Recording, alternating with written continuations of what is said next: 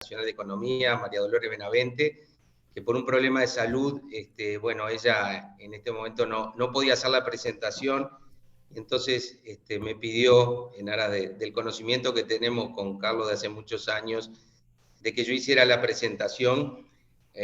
Así que, antes que nada, bienvenidos a esta charla de política fiscal procíclica, teoría y evidencia.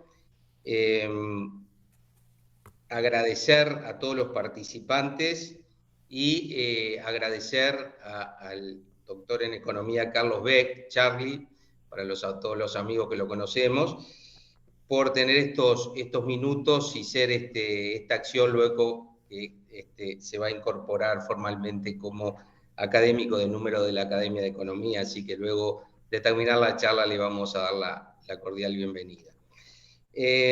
Presentar a Carlos es difícil, más que difícil. Primero es un honor y segundo es difícil porque tiene su actuación académica y profesional ha sido muy vasta y si leemos un currículum vamos a perder muchos minutos de una actividad que lo importante es escucharlo a él. Así que simplemente lo conocemos, yo lo resumiría en 2 palabras.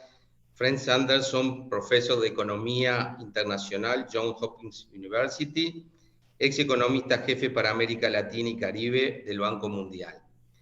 Y decía, es un honor no solo por poder presentarlo a tamaño profesional, sino también tener la oportunidad de presentarlo a un amigo con quien compartimos muchas horas de estudio en facultad. Y estas actividades nos dan la posibilidad de reencontrarnos profesionalmente unos cuantos años después y poder seguir en contacto. Así que muchas gracias, Carlos, y sin más, te escuchamos. ¿Te parece? Sí, sí, sí, bárbaro Mario. Bueno, eh, ante todo, muchas, gracias Mario por tus palabras eh, de bienvenida.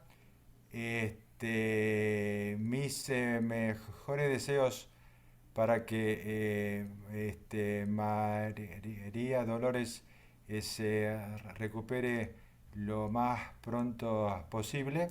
Y es un placer tenerlo a Mario presentándome, porque como él dijo, compartimos años de estudios allá por los años 81 o 80 o 81, estudiando juntos en la Facultad de Ciencias Económicas. Después perdimos un poco de contacto, pero siempre nos sabíamos el uno del otro, y lo que sucede con los buenos amigos que uno se hace cuando es joven, aunque después pasan 30 años, después uno se ve y es como si no hubiera pasado un solo día, digamos. Así que habiendo dicho eso, déjenme recalcar que es realmente un placer estar acá, y es ciertamente un gran honor incorporarme a la Academia Nacional de Economía, una, gran institución en la historia y en la coyuntura económica del país. Y también es satisfecho de seguir los pasos en la Academia Nacional de Economía de mi abuelo Carlos Beck, que se llamaba como yo, o más bien debería decir que yo me llamo como él, y por supuesto de mi padre. Así que es un placer. Bueno, entonces llegamos a la presentación que titulé Política Fiscal Procíclica, Teoría y Evidencia. Y acá pensé que hablaría de este tema por dos razones principales. Una, que considero que si uno mira los últimos 40 años de la región, en la historia económica de la región, y también 40 años de la historia económica de los países emergentes original, el problema o la trampa, como a mí me gusta llamarla, de la prociclicalidad, prociclicalidad fiscal ha sido desde mi punto de vista quizás el mayor problema de macroeconomía fiscal. O sea, no estoy hablando de la microeconomía fiscal que puede tener una, una importancia en sí misma, por supuesto, pero estoy hablando de la política fiscal macroeconómica. Entonces, pienso que este es el principal problema macrofiscal que han empleado los países emergentes y les voy a mostrar que ha sido particularmente un problema en los países emergentes y en los países de este LAC. Y otra cosa que me dije que tenía que hablar de esto es que este es un tema que como muchos de ustedes saben, es muy cerca a mi corazón intelectual, dado que es un tema que he estado trabajando desde el año fácilmente eh, 2000, así que llevo 22 años para bien o para mal, como lo quieran pensar, este, eh, pensando en este tipo de tema. Así que pensé que era una buena oportunidad para destilar un poco qué es lo que hemos aprendido y qué nos puede esperar en el futuro. Entonces voy a organizar esta presentación breve por razones de tiempo, eh, empleando cuatro preguntas principales. La primera pregunta es cómo se conduce la política fiscal a través del ciclo económico. La segunda pregunta, que ya le dice algo sobre la respuesta a la primera pregunta, le voy a mostrar con datos que cubren 60 años, así que espero que los datos que les voy a mostrar sean bastante convincentes, que en general los países emergentes o en desarrollo, y déjenme aclarar que voy a emplear las palabras emergentes y en desarrollo en forma sustituible a los efectos de esta presentación. Vamos a encontrar que los países en desarrollo en los últimos 60 años han presentado una política fiscal procíclica, que quiere decir, como lo vamos a ver en más detalle, que amplifica el ciclo económico. Entonces, piensen qué mala política es esta en países que ya enfrentamos la volatilidad de los commodity prices, sea el cobre en Brasil, el café en Colombia, la soja en Uruguay, Argentina, en Brasil. entonces la pregunta es, ¿por qué? La tercera pregunta va a ser, ¿hay países que se hayan graduado? De la forma en que hemos definido en la literatura la, la palabra graduación, es cuando un país que ha sido procíclico consigue convertirse en un país contracíclico. Y el mejor ejemplo que,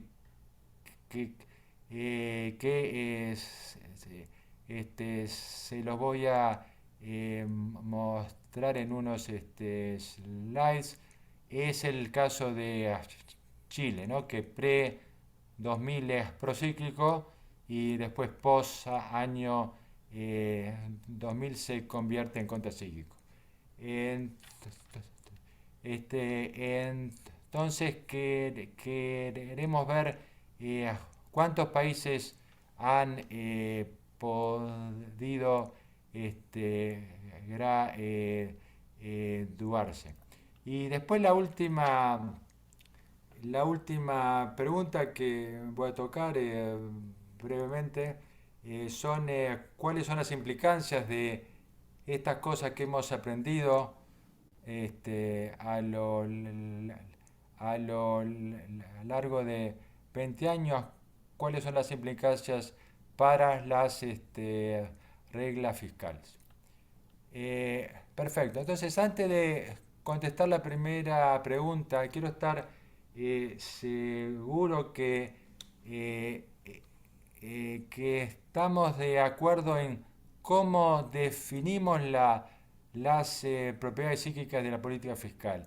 Y acá el concepto fundamental, que es todo lo que me gustaría que quedara claro, es que hay que juzgar si una política fiscal es procíclica, acíclica o contracíclica, basada en los instrumentos de política fiscal.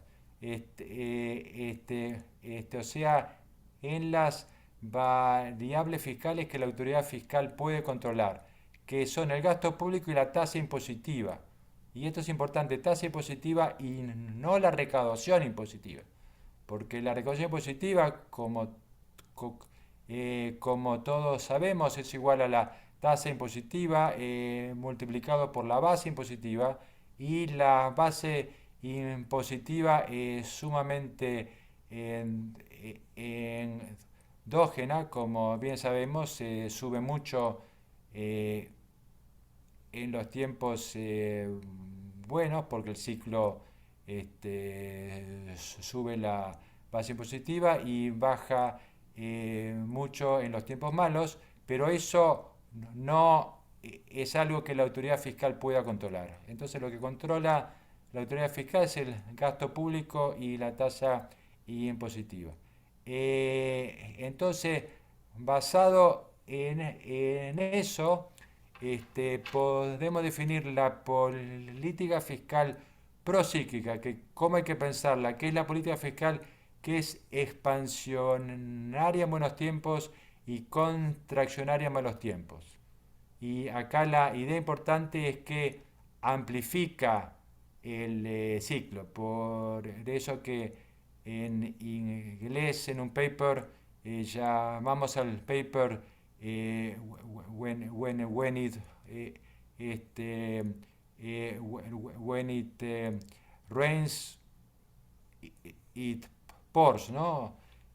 Porque hace que los tiempos eh, hace que los tiempos este, buenos se amplifican y que las recesiones se vuelvan más profundas.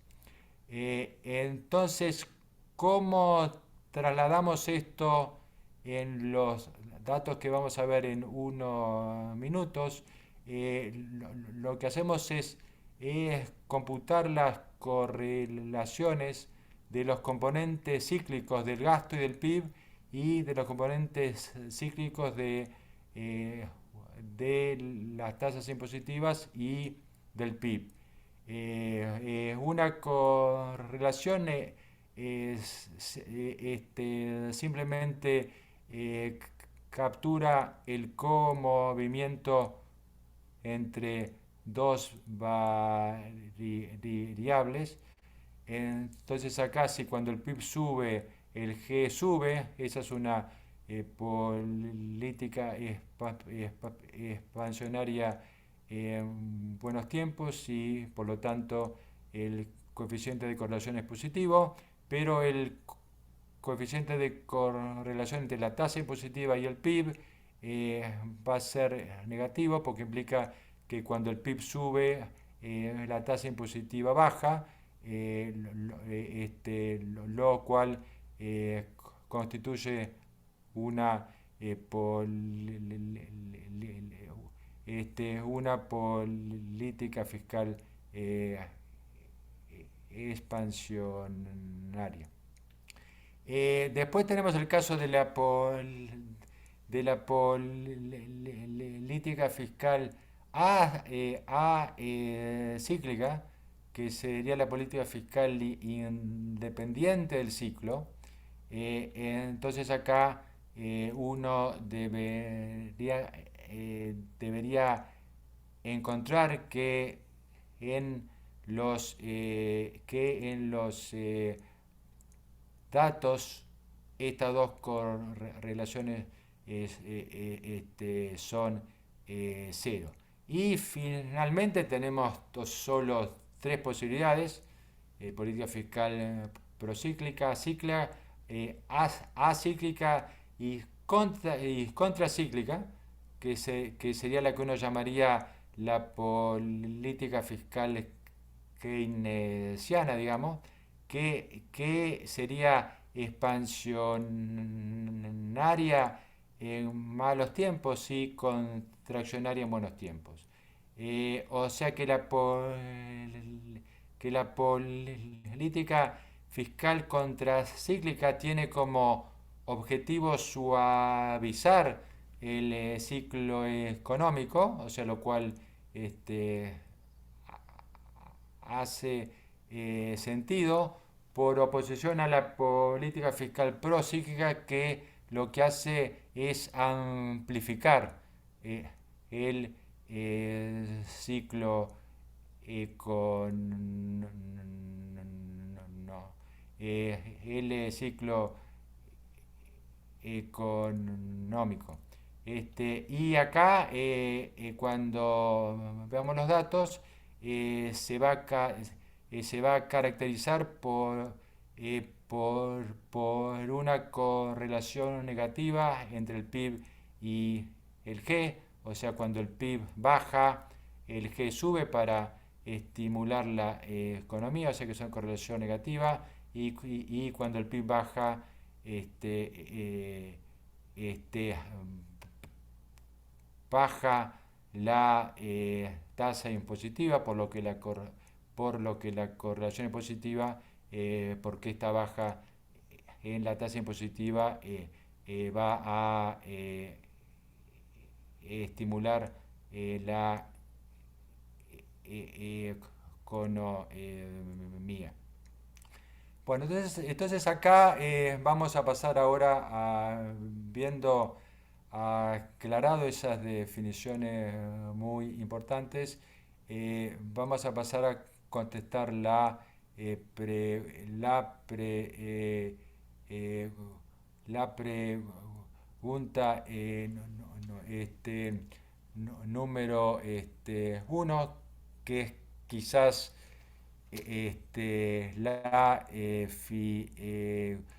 la figura más importante de toda la presentación. Primero que nada les pido disculpas a los hinchas de Nacional, digamos. Mi padre y yo siempre fuimos eh, hinchas de Peñarol, y es por eso que desde hace 20 años uso este, amarillo y negro para este tipo de plots. Ha sido Eh, contracíclico en ese sentido en estos últimos 20 años. ¿Eh? Sí, sí, sí, exacto. Y acá entonces, ¿qué es lo que tenemos? Bueno, varias cosas. Primero, tenemos 123 barras que representan a cada país.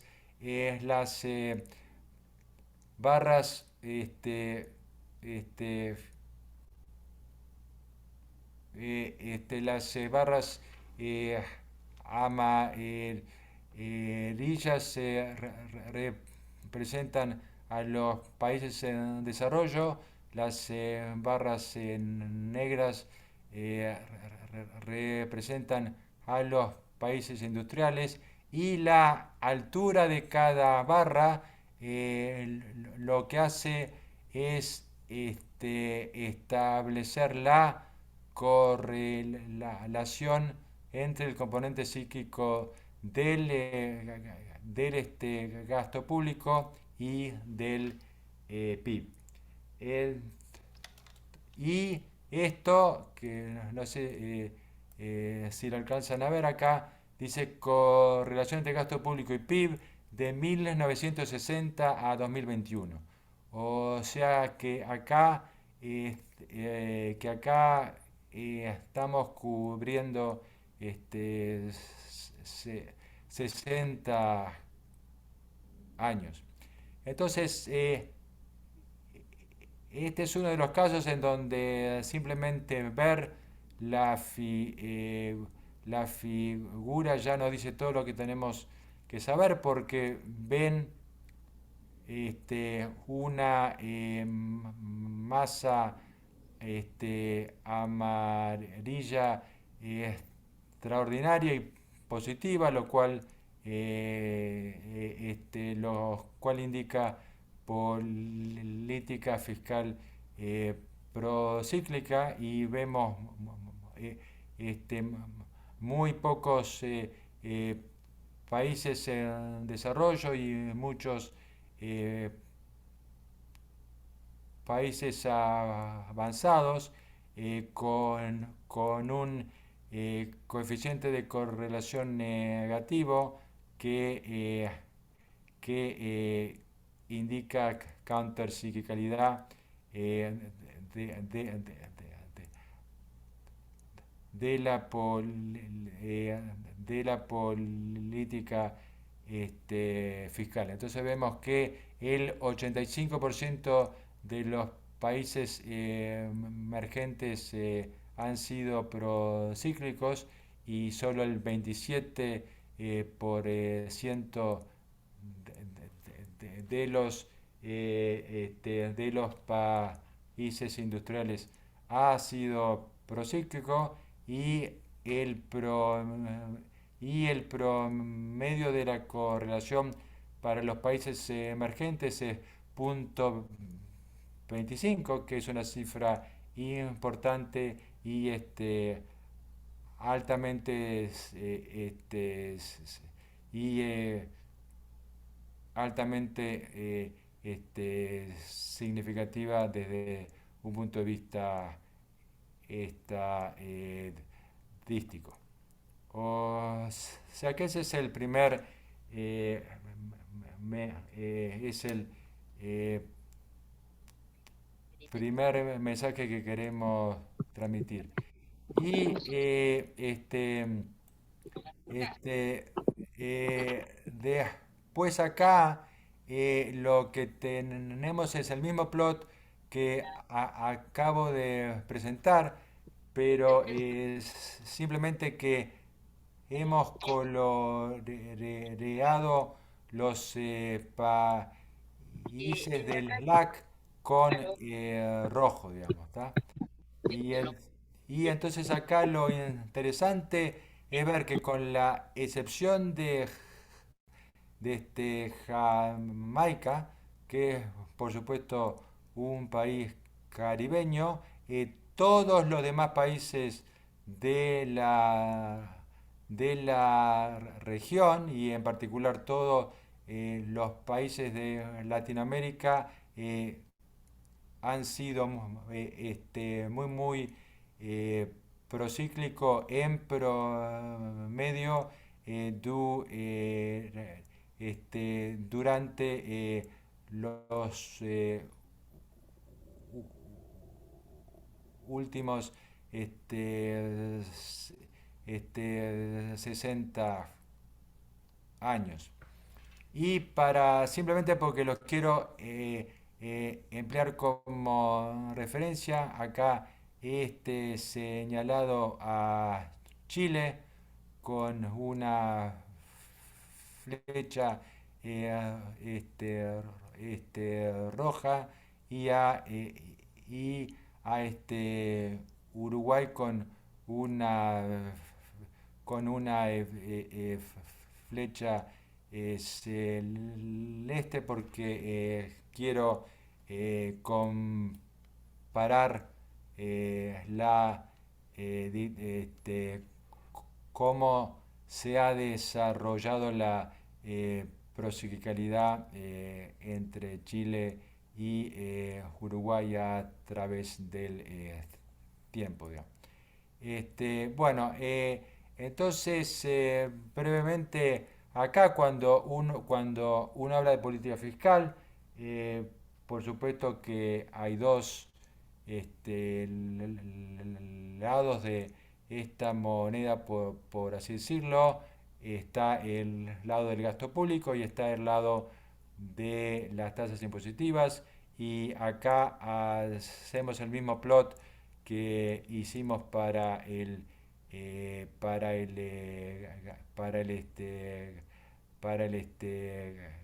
gasto. Entonces acá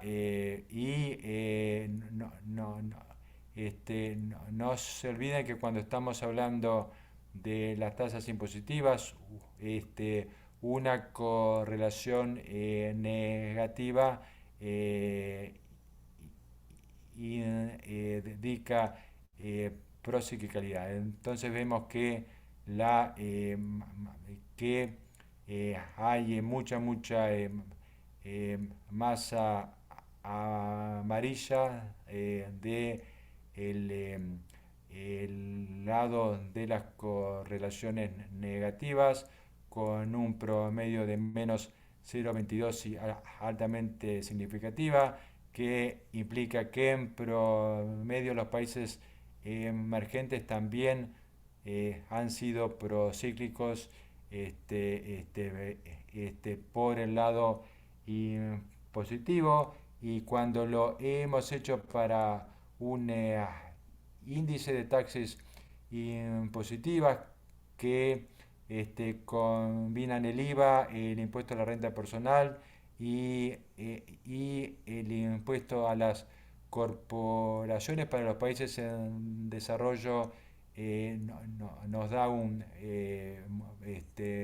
muy procíclico, nos da menos 0,28 con alta significancia, pero en cambio para los países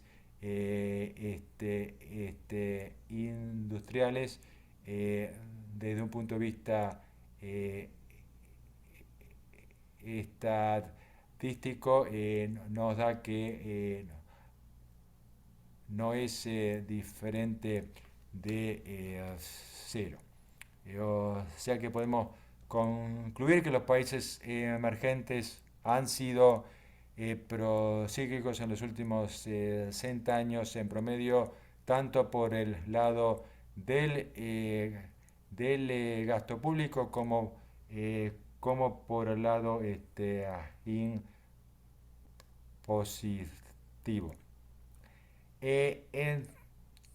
Entonces, por supuesto, la pregunta acá, que la voy a contestar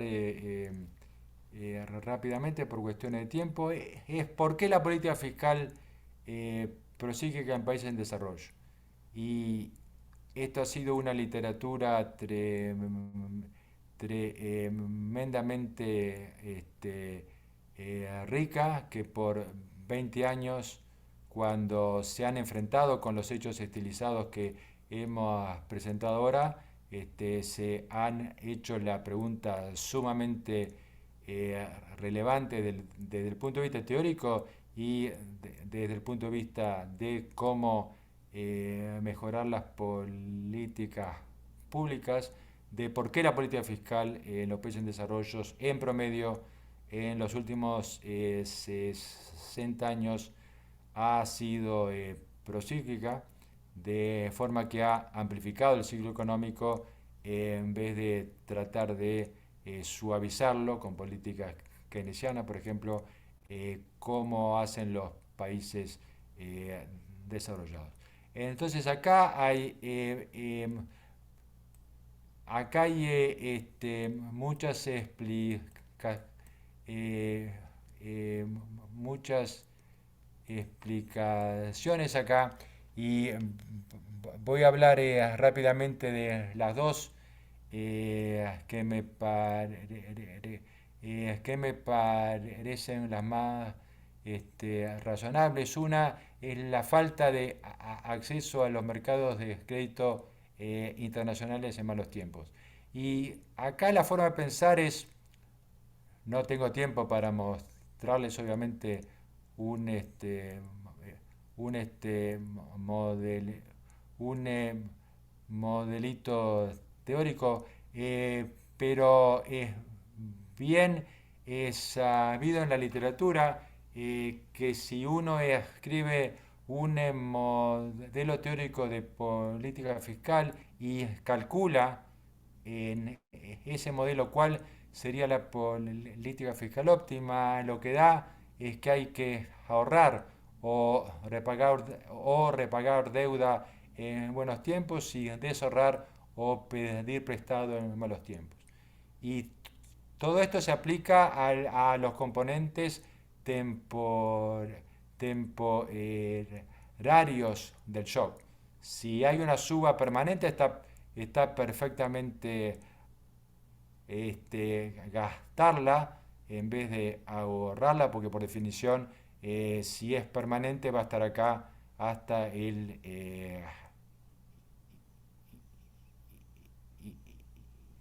inf- hasta el infinito, pero el componente temporario por definición se va a revertir por, por lo que hay que ahorrar ese componente temporario para poder desarrollar o pedir prestado, que es lo más común en malos tiempos. Entonces, digamos, es claro intuitivamente que si un país, como es típico de países emergentes, tiene poco acceso a los mercados de crédito internacionales en tiempos malos, no tendrá más remedio que cortar el gasto público y o subir las tasas impositivas, con lo cual cae en la política fiscal procíclica. Y por supuesto esto no es el caso en los países desarrollados, en los países desarrollados, que pueden tener acceso a los mercados capitales en todo tiempo, y en particular en los malos tiempos. Entonces pueden repagar deuda en buenos tiempos y pedir eh, prestado en malos tiempos, lo que haría que tuvieran una política fiscal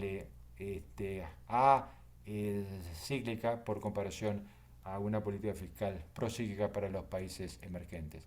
Y la segunda explicación, que me parece atractiva, que dicho sea paso no es inconsistente con la explicación anterior, o sea, las dos explicaciones podrían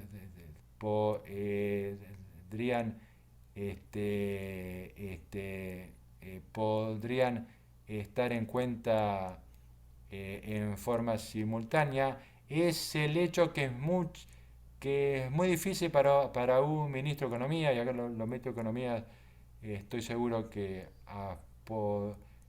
apoyarían esta forma de pensar, que es muy difícil cuando uno tiene un gran boom de precios de commodities y las cajas fuertes, por así decirlo, del, del tesoro eh,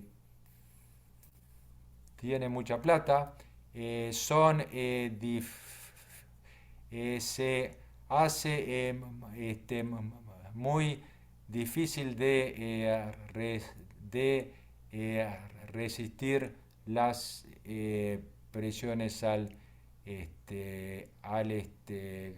gasto, por lo cual finalmente el ministro de Economía o la ministra de Economía tiene que ceder y eh, gastar eh,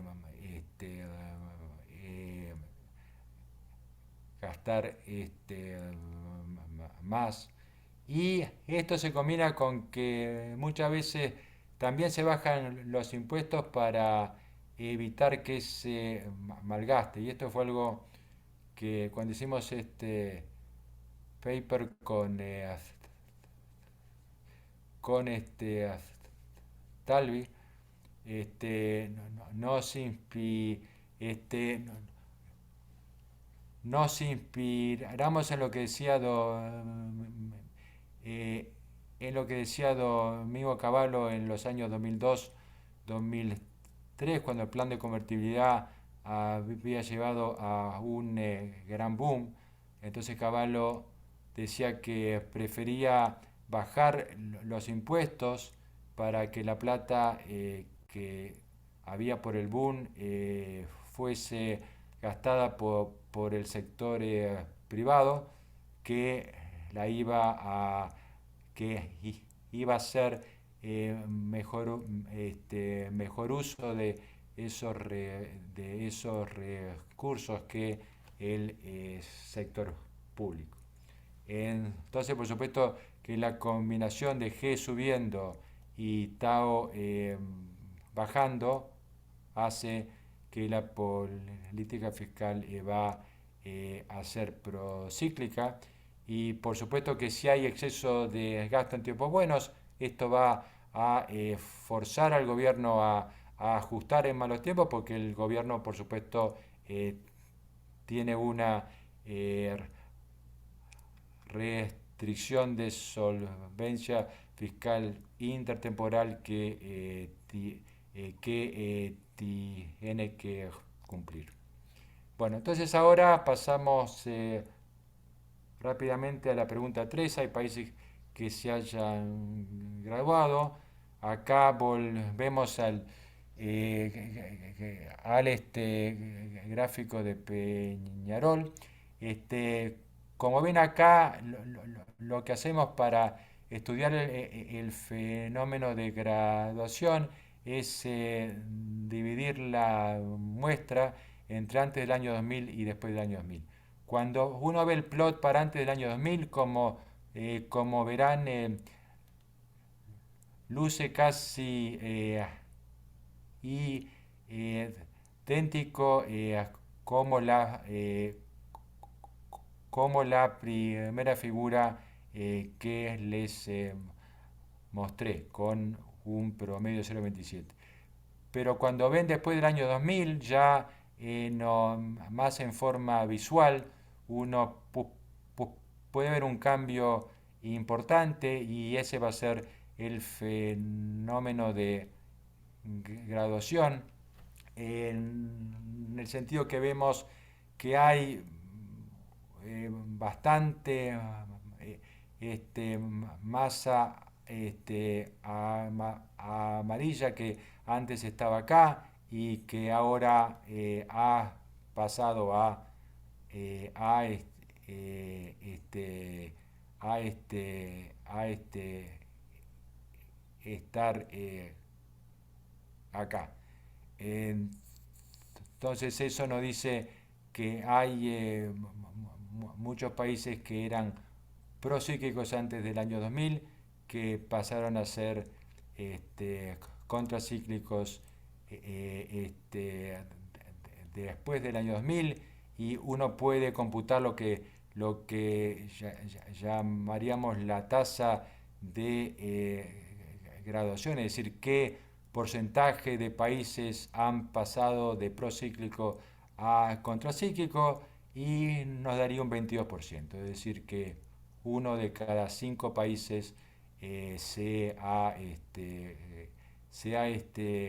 graduado, digamos. Y después acá, este es un punto que me parece sumamente interesante para la parte regional, o sea que acá es todo lag para antes del año 2000, y como habíamos visto en el plot primero, el único país en lag, el único país que fue contracíclico antes del año 2000 fue Jamaica. Y acá teníamos a Uruguay y Chile, que estaban prácticamente con el mismo grado de prociclicalidad fiscal, alrededor de 0,25%. Y ahora vamos a después del año 2000, y fijen qué diferencia grande uno ve, porque ahora tenemos 6 países de Latinoamérica que han podido graduarse. Costa Rica, Chile, El Salvador, Panamá, México y Colombia. Y cuando uno calcula la tasa de graduación para la región, es de 21%, que es la tasa para la muestra en general. O sea que no es que estemos haciendo mejor que el resto del mundo emergente, pero tampoco estamos haciendo peor. Y acá sí, me interesa distinguir para la parte final de la presentación que lo que es un cambio muy importante, aparte del hecho de que ahora tenemos muchos más países procíclicos, es que Chile pasó una correlación de, digamos, 0,27 o lo que sea, a una correlación de menos 0,50. Y esto es en parte debido a la implementación de la regla fiscal estructural que se implementó en el año 2000. En cambio, Uruguay, lamentablemente, ha pasado del 0,25 al 0,75, y somos el segundo país más procíclico después de Venezuela. O sea que esto es un poquito decepcionante, y ha ocurrido desde el año 2000, o sea que no ha sido problema de un solo gobierno, por decirlo así. Entonces acá Carlos, sí, si me disculpas un segundo, simplemente para pedirle a todos los participantes que las preguntas que tengan, si por favor las van incluyendo en el chat, así luego de la presentación podemos leerlas. perfecto, Gracias. bárbaro, gracias, Mario.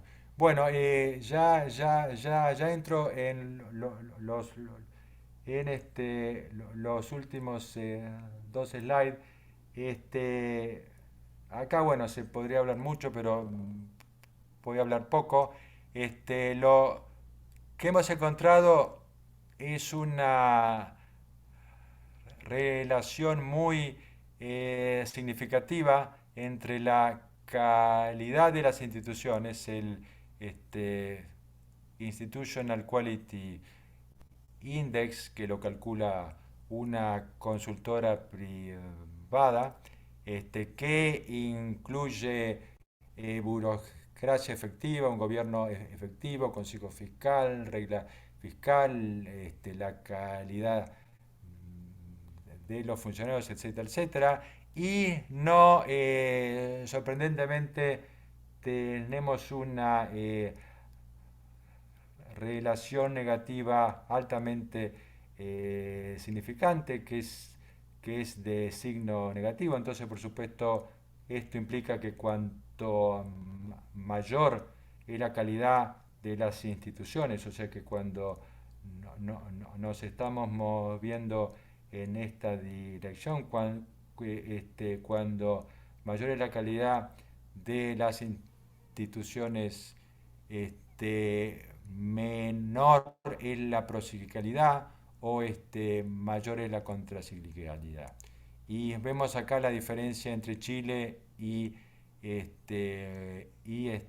Uruguay. Esto es hasta el año 2017, o sea que las cosas podrían haber mejorado, pero hay una diferencia muy importante. Chile tiene un índice institucional de como 71%, creo. En cambio, Uruguay, que es punto, tiene una calidad institucional con punto 5. Por supuesto que esto va a mejorar en los años venideros debido a la creación del Consejo Fiscal y del Comité de Asesores. Bueno, entonces entro en la última slide. Entonces, ¿cuáles son las implicancias para reglas fiscales? Entonces, para combatir la prociclicidad fiscal hemos tenido decenas de reglas fiscales. Voy a mencionar ahí solo tres. Una es basada en el déficit primario observado, como se hizo en la zona euro, que no se podía tener un déficit de más de 3% del PIB. Después está la del déficit primario estructural, que es la que Chile tiene del año 2000 y es la que ha implementado Uruguay recientemente. Y después tenemos reglas basadas en el gasto público, como en Brasil, que requiere que el gasto público real sea constante. Y acá quiero aclarar una confusión, inclusive entre economistas. Hay muchos economistas, estoy seguro que no se aplica a los economistas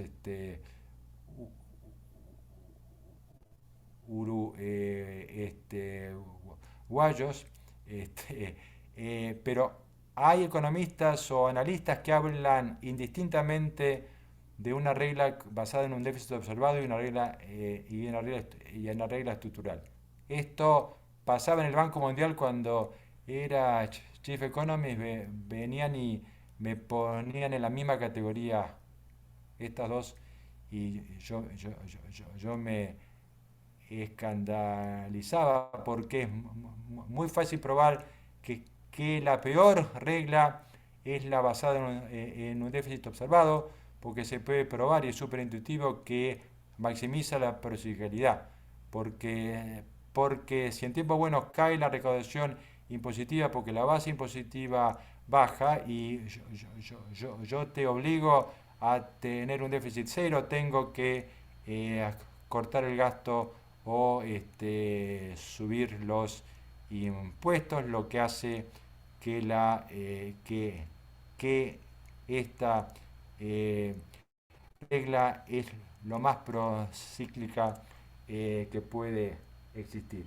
Entonces la mejor regla es la que aplica Chile, es la que implementó Uruguay, es basada en el déficit primario estructural.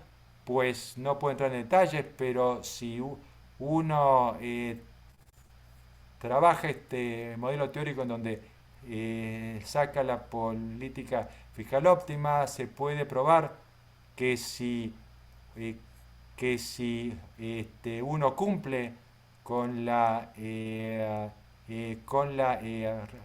regla estructural, se puede replicar la política fiscal óptima. El uno y hay mucha gente que habla de inconvenientes que para mí no hace sentido. Único inconveniente, que es cierto, es que no es trivial ajustar el eh, déficit por el ciclo, simplemente porque los economistas no somos muy buenos pronosticando y además en nuestra defensa es un tema muy complicado cómo ajustar por el ciclo y es aún más complicado en países como Chile que tiene que ajustar no solamente por el ciclo económico pero también por el precio del cobre que es toda una literatura en sí en sí eh, en sí misma, calcular lo que es una suba permanente en el cobre, lo que es temporario, este, etcétera, etcétera. Pero creo que la experiencia de Chile indica que puede hacerse quizás en forma imperfecta, pero creo que es mucho mejor tener una regla fiscal conceptualmente muy sólida y que sea un poquito difícil implementarla, pero estoy seguro que se van a mejorar todos los cálculos de ajuste, a tener una regla que ya desde un punto de vista conceptual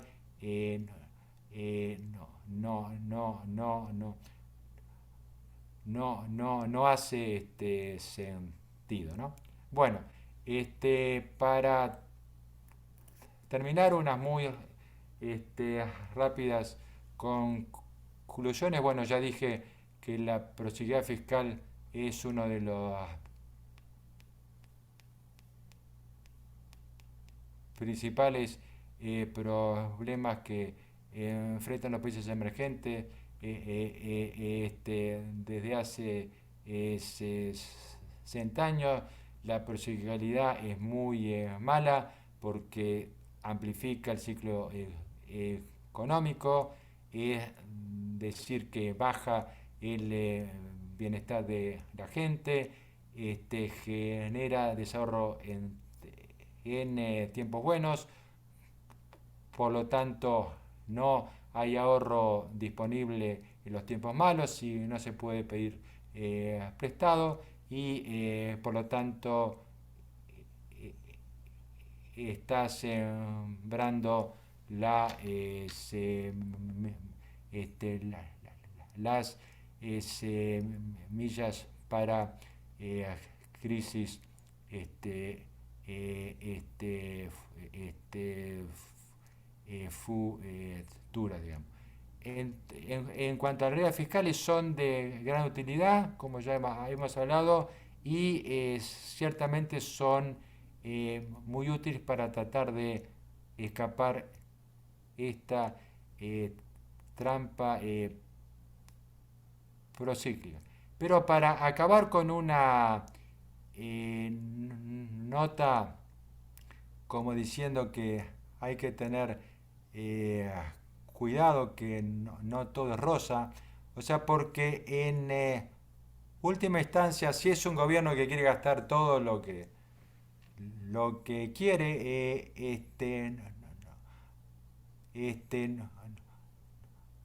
no va a haber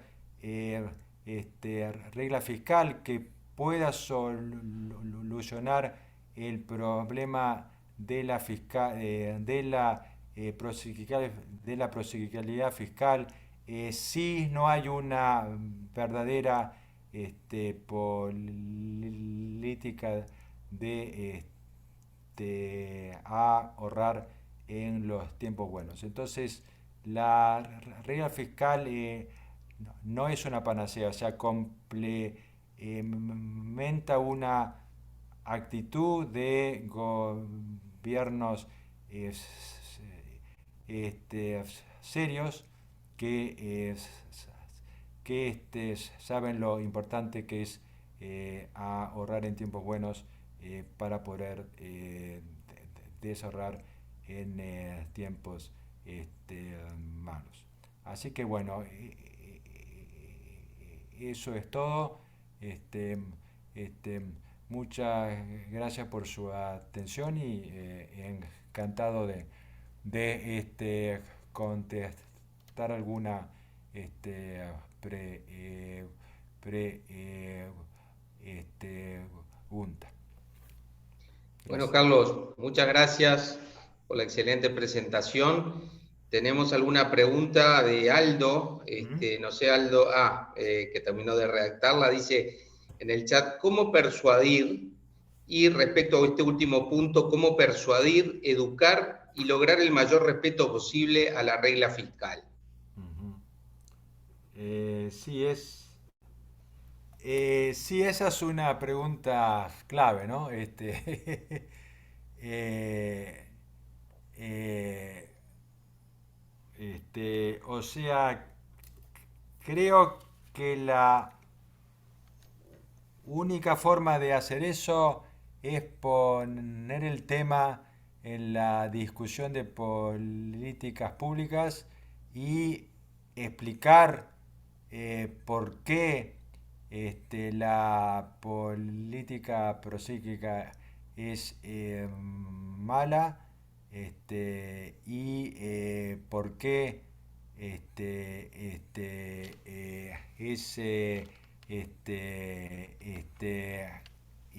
es importante ahorrar en tiempos de vacas gordas para tiempos de vacas eh, flacas, pero creo que la clave es poner el tema constantemente sobre el tapete de las políticas eh, públicas, porque muchas veces lo que pasa es que se habla del tema cuando el Consejo Fiscal saca su informe anual y aparece en los diarios y eso, pero eh, después por el resto del año como que se habla eh, poco. Entonces creo que la única forma es educar a la gente sobre por qué esto es algo tan importante para que la gente se consustancia con eso. O sea, no, es una de esas cosas que no hay una varita mágica, ¿no? Sí. Muy bien. Tenemos acá algunas otras preguntas. Ujú. Juan Manuel Patiño pregunta dos preguntas relacionadas con la regla fiscal. ¿Qué Sí. opinión le merecen las cláusulas de escape? Y en el mundo de hoy, repleto de cisnes negros, pandemia, guerra, etcétera, ¿qué tan confiables son las estimaciones de crecimiento potencial, brecha del producto, etcétera? Sí, o sea, esa es una buena pregunta. Este, y acá uno lo puede pensar de dos formas diferentes cuando uno piensa sobre las cláusulas de escape, ¿no? Las cláusulas de escape, si es un país, si es un país serio, digamos, como lo era Chile, y ustedes recordarán que el ministro Velasco tuvo una regla de escape ad hoc, o sea, simplemente decidió que para contrarrestar la crisis financiera del 2008-2009, era justificado tener un déficit estructural del 3%, ¿no? Entonces yo creo que hay una gran diferencia entre un país que ha mantenido una regla fiscal estructural durante 17 años y después aprovecha una escape clause, sea de jure o de facto, que un país más parecido a Perú, que en donde las reglas vienen y van, entonces si uno pone una escape clause, básicamente la escape clause se usa y se abusa, y si eso es el caso, digamos, es como si no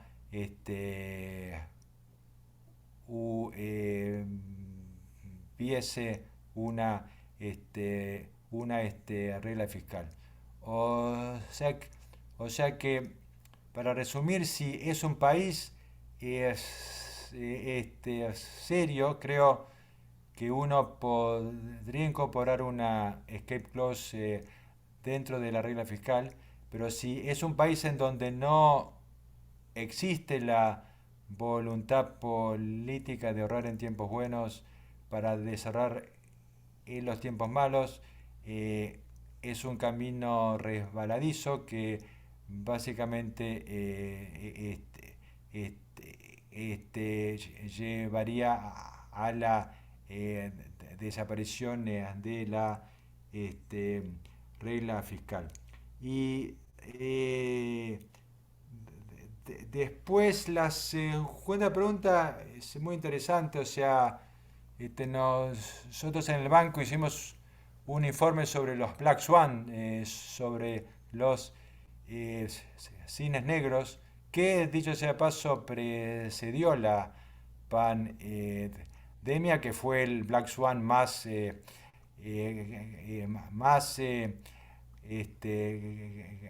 grande que haya existido en la historia, ¿no? Y eso es justamente el problema de cómo calcular de cómo ajustar el déficit fiscal por el ciclo económico. Uno quisiera tener una provisión que dijera si la economía mundial o si una economía en particular sufre de un Black Swan definido como una caída del 10 o 15% del PIB en un año. Entonces eso justifica al gobierno a alegar que las circunstancias son tan excepcionales que van a abandonar la regla fiscal por un periodo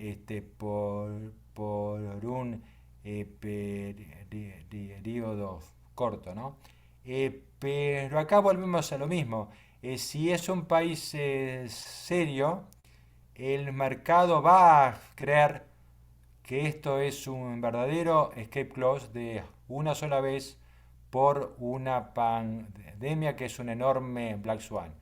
Si el país es Venezuela o un país que no es serio, entonces el mercado va a decir, sí, este es simplemente el, el comienzo de una política fiscal que va a llevar el país a una banca rota, ¿no? O sea que la cuestión es poder diferenciar entre el país serio y el país que no lo es. Muy bien. Tenemos 4 preguntas más y con eso vamos a Sí, ir cortando porque si no el tiempo se va a exceder mucho. Obviamente una muy buena presentación y siempre surgen dudas y preguntas.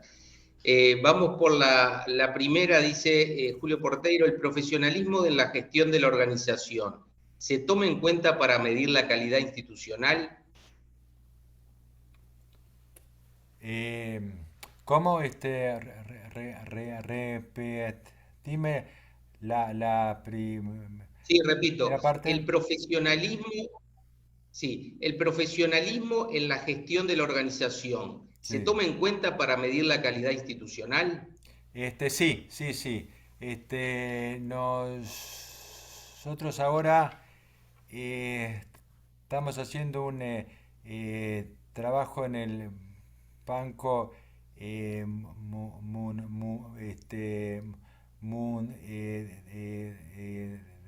mundial sobre la política fiscal en países que son exportadores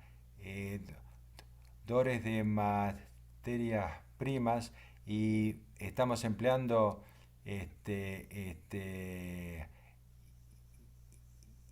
índices institucionales y hay uno que es exactamente la calidad de la burocracia fiscal y de la eh, burocracia pública.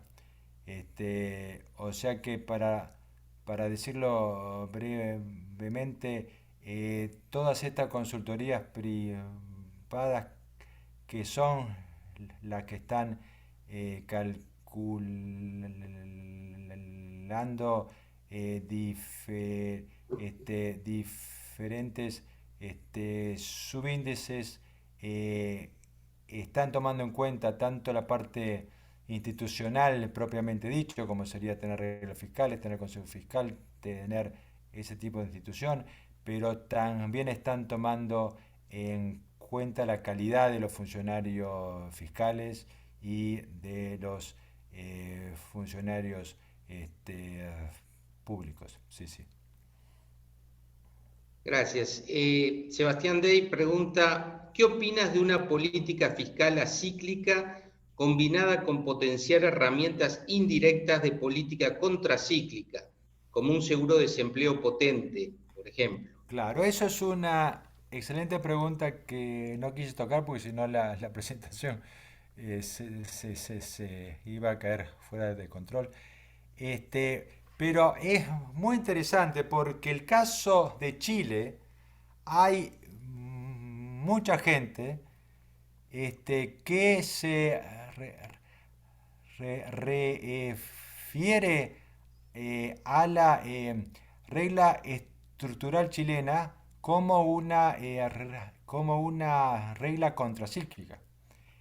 Al punto que el propio ministro, o sea, acá no, o sea, no estoy hablando de un burócrata en el Ministerio de Economía. O sea, hace como 3 4 años, no me acuerdo quién era el ministro, si era la Raín, pero pre pandemia en una de declaraciones al Financial Times, el ministro Larraín, si mal no recuerdo, dijo sí, porque Chile tiene una política fiscal contracíclica, pero eso está mal y fue sorprendente que esto viniera del ministro de Economía. O sea, está mal porque Chile, así como está formulada la regla fiscal desde el año 2000, que es lo que exige es un déficit estructural de cero, es una política fiscal cíclica. O sea que va a mantener constante el G y va a mantener constante el Tao porque está exigiendo un déficit estructural igual a cero en todo, en todo momento. Ahora, uno podría tener, pero que yo sepa no existe, uno podría tener una este, regla de balanza estructural que, fu, fuese contracíclica. ¿Y cómo sería esa regla? En vez de, o sea, en vez de la regla requerir 0,00 como balance estructural, permitir que el déficit estructural en malos tiempos sea -3 si se compensa por un superávit estructural de 3 en los buenos tiempos. Entonces, si esa regla se implementara, que yo sepa, no se ha implementado en ningún país, esa sería este, una regla fiscal estructural contracíclica que sería perfectamente válida. ¿Qué es lo que hizo implícitamente Velasco cuando pasó de 0 a -3? Bueno, después Chile no mantuvo la regla por unos cuantos años, pero lo que hizo Velasco en ese momento, si hubiera dicho, bueno, y esto se va a compensar con un superávit estructural del 3% en los buenos tiempos, hubiéramos tenido una eh, este, regla estructural contracíclica. Sí. Bien, muy bien. Vamos por la penúltima Sí. pregunta de Richard Hobbins. ¿Vale la pena regla fiscal contracíclica, tasa impositiva, para evolución de tasa de inversión? Ah, no, yo creo que no hay que jugar con la tasa impositiva por motivos de este, inversión. Yo creo que la inversión está determinada en forma más importante por el estado de la economía, las posibles este,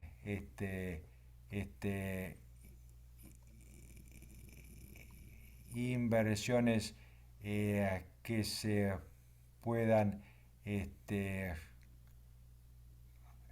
hacer en la medida en que se puedan hacer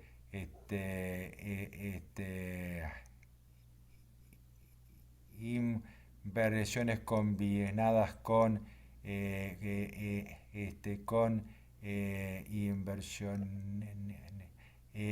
inversionistas extranjeros.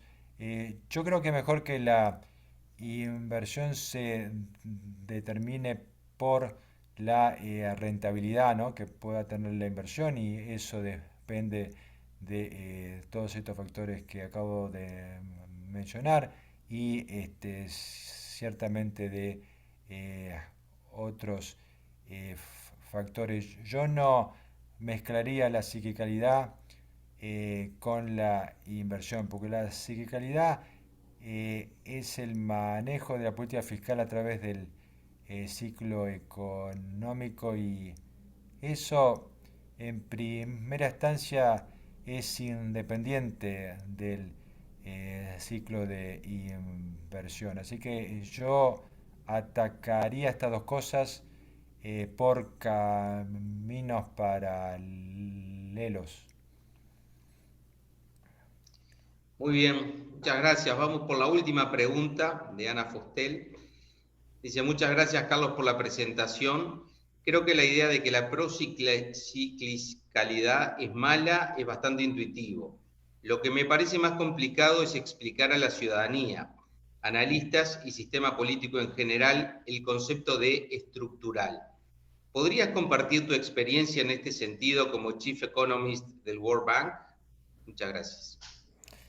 Sí, estoy completamente de acuerdo con Ana que el concepto de déficit estructural es un poco más difícil de explicar, pero yo creo que se puede explicar, por ejemplo, en particular cuando uno habla de los malos tiempos y entonces si uno supone que en los malos tiempos lo que va a pasar es una baja de la recaudación impositiva por una baja de la base impositiva, eh, como consecuencia del ciclo. Entonces ahí lo que habría que enfatizar es que esa baja de recaudación este, no ha sido causada por una decisión de política fiscal, que sería una decisión con respecto al G o una decisión con respecto al Tao, sino que la eh, recaudación ha bajado por el componente psíquico de la base impositiva. Y, y entonces la idea es que uno quiere corregir esa baja en la cama, esa baja en la base impositiva que es causada no por la autoridad fiscal, sino que es causada por sino que es causada por el ciclo económico.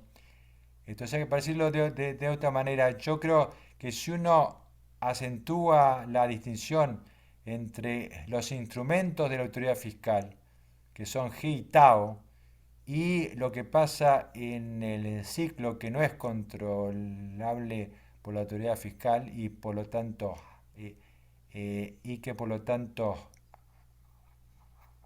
hay que ajustar hay que ajustarlo, digamos. Entonces, quizás esa sea una forma de explicarlo en, en forma más convincente, ¿no? Eh, pero estoy de acuerdo con Ana que esa es la aplicación clave que uno quisiera transmitir al público, ¿no? Bueno, muy bien, Carlos. Muchísimas gracias por la presentación. Muchas gracias a todos los participantes y a las preguntas que fueron muy interesantes. Así que, bueno, este era el último paso para incorporarte como académico de número de la Academia Nacional de Economía. Así que para mí es un placer darte la bienvenida, y al igual que todos los académicos que acá están presentes. Y bueno, esperar que esta no es la primera, es la segunda charla, me dijeron que has dado acá en la academia, que en un futuro podamos contar con otras charlas sobre temas que son económicos muy importantes. Así que Sí, muchísimas gracias. sí, no, no, sí, muchas, muchas, gracias a ti, Mario, y en particular, bueno, y muchas gracias a todos los que se han hecho presente y otras veces les agradezco mucho la invitación a ser parte de la, de, de la Academia Nacional de Economía y bueno, y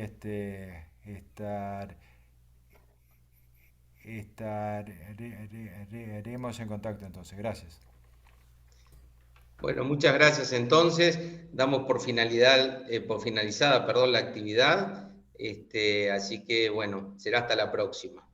Gracias, Charlie. Muchas gracias. Gracias, Muy bueno. gracias a ustedes. Gracias, che. Gracias, gracias. Gracias, muy bueno. Muchas gracias. Gracias, gracias.